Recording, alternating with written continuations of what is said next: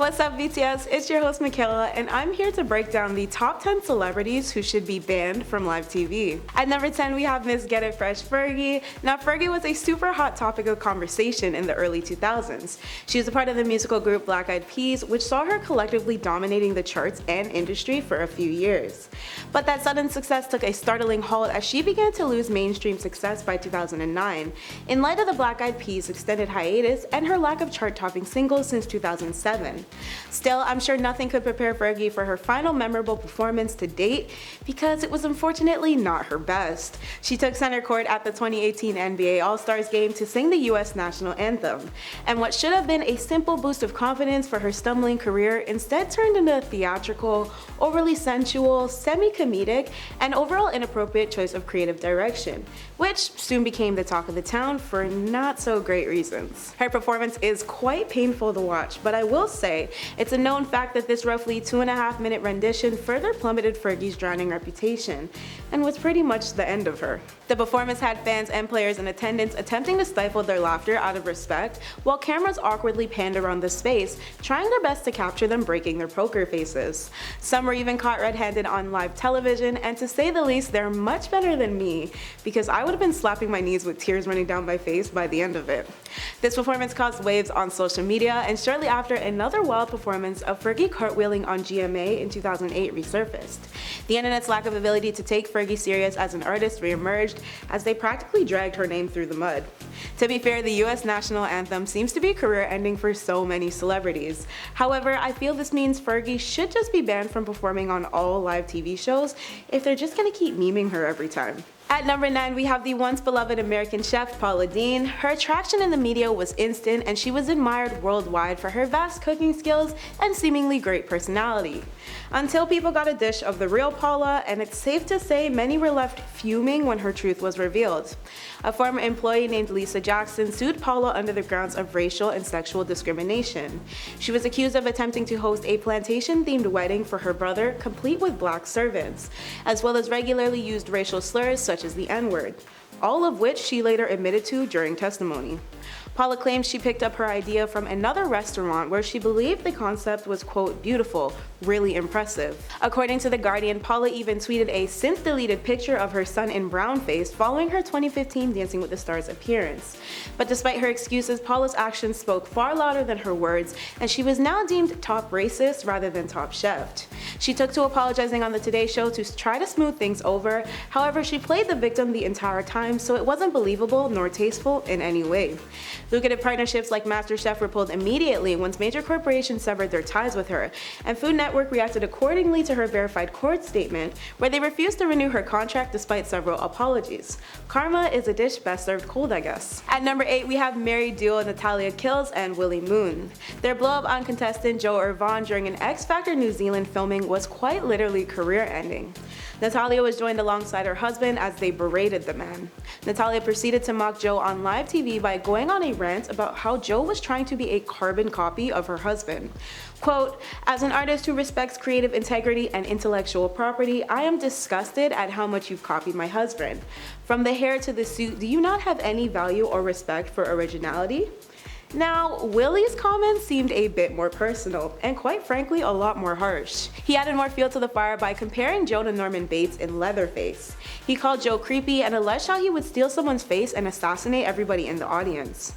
These two gained the brand as the nastiest TV judges after the incident aired, and their careers vaporized. The two faced severe backlash, and as a result, they were fired. And well, karma came in full circle, I guess, because I haven't seen nor heard from these guys since. Natalia legally rebranded herself as Teddy Sinclair shortly after, but there's no forgetting her or her husband's trashy 2015 ways.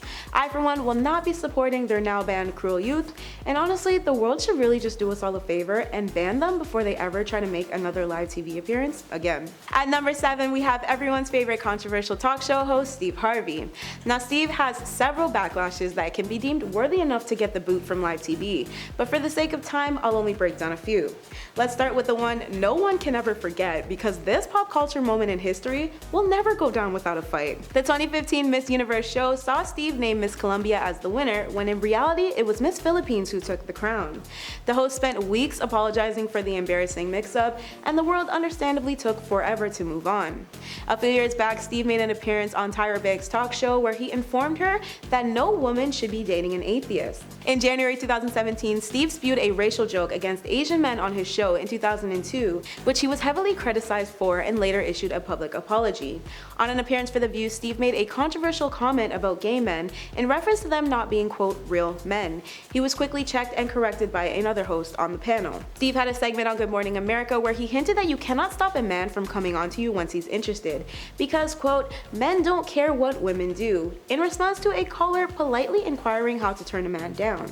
So, moral of the point is here, he's made sexist, homophobic, and crude remarks, and he's also messed up the winner of one of the biggest pageant shows in the world. With all these controversies attached to his name, there's no wonder more than half of Hollywood is still so persistent in getting this guy off live TV. And to be fair, I don't really blame them. At number 6, we have comedian Jamie Kennedy. Now, Jamie was already at the brink of his career for his TV miss, but he once found major success in the late 90s and early 2000s through 3 separate Scream movies, Romeo and Juliet, and The Jamie Kennedy Experience. Where it all went wrong though was his 2012 hosting for The First Night 2013 with Jamie Kennedy. This special was an entire disaster filled with major technical issues and overall embarrassing unprofessionalism. It was dubbed as one of the worst New Year's Eve specials of all time and was the final nail in the coffin for Jamie's career. Jamie spent the night not knowing where the stage manager was when they were back on live and was super confrontational the whole time. He even missed the initial countdown because he inaccurately counted down the new year wrong. There was also the literal on-stage physical fight at the very end of the broadcast, where Kennedy says, quote, "There's a fight, it's ending with a fight." I mean, I know we all make mistakes, but if one can't even get this kind of live broadcasting right, I don't know, maybe Jamie does deserve a subtle boot. At number 5, we have Robin Thicke and the mess that was Blurred Lines. 2013 seems to be the year of all controversies because in this case, Robin found himself tangled in a huge web of online backlash due to his music video being deemed misogynistic and overly sexual in regards to the women featured in it. Then, as if things couldn't get any worse, here came Miley Cyrus and Robin's 30th MTV VMAs performance back in 2013. This track both made and broke Robin's career because his popularity flew off the rails when the racy, legendary, viral, and widely criticized performance went on to be plagued as far too raunchy and overall unsettling for viewers to watch. Since then, Robin's re-emerged into Hollywood as a judge on The Masked Singer, but Hollywood has pretty much already cancelled the guy. Therefore, they may as well just ban him from live TV while they're at it. But what do you guys think? At number 4, we have Kathie Lee Gifford and her horribly embarrassing trip-up on her show in 2012.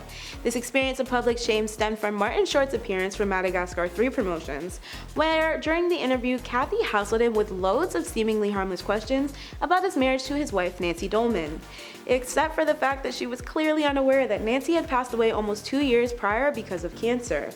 Kathie continued to sail praises for Martin and his late wife, not picking up on the social cues of how uncomfortable Martin seemed to be speaking about the topic. Martin informed Kathie of his former wife's passing during the commercial break and made sure not to expose her unawareness to embarrass her any further.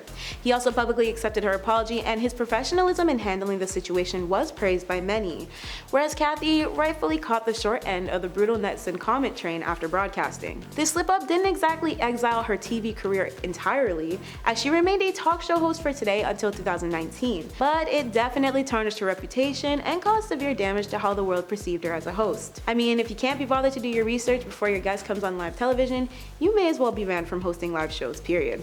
At number 3, we have the Queen of Pop, Mariah Carey. Now, I may be cancelled for this one, but hear me out. I know it's next to impossible to end a legend like Mariah, but she nearly did this herself during her performance on Dick Clark's New Year's Rockin' Eve with Ryan Seacrest back in 2016. Mariah's earpiece malfunctioned, which caused her to fall out of timing with the backtrack of music, but she handled the mistake super unprofessionally, which further pushed netizens' points of Mariah being a washed-up diva who needs to stop performing. There were loads of passive-aggressive comments from the singer while she sauntered around on stage complaining about the lack of sound check rather than continue like a professionally trained artist. Her backup dancers outshined her as they continued to dance as if nothing ever happened, while Mariah just kept pouting. This for sure tarnished her reputation to be taken seriously in the industry, but definitely didn't break it, as I'm not quite sure how that would ever be possible.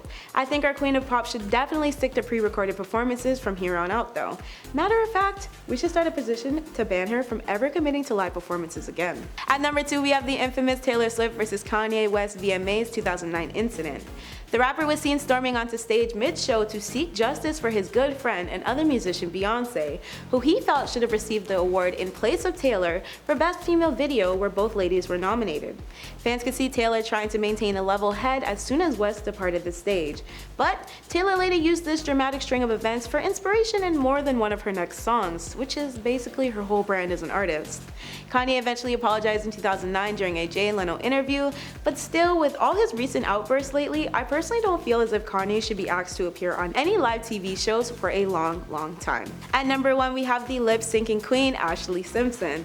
She was caught not singing live on Saturday Night Live, where a different song than the one she was originally supposed to perform began playing, and what sounded like Ashlee's voice, even though her mic was nowhere near her mouth. Lip-syncing on SNL is deemed a huge no-no, so you can imagine how awkward it was to watch Ashlee somberly walk off stage seconds after the music started. To say the least, the way things were handled were super embarrassing, and Ashlee continuously blamed it on multiple things and people. Her latest reasoning was on the Andy Cohen show, where she explained how she allegedly woke up with vocal nodes stacked in her throat and should have declined performing at the time. Of course, mistakes happen, but still, when it's one this big, the only thing I can say is Ashlee will never be able to perform on live TV the same again. That concludes today's BTS. Again, I've been your host, Michaela, and I'll see you all again really soon.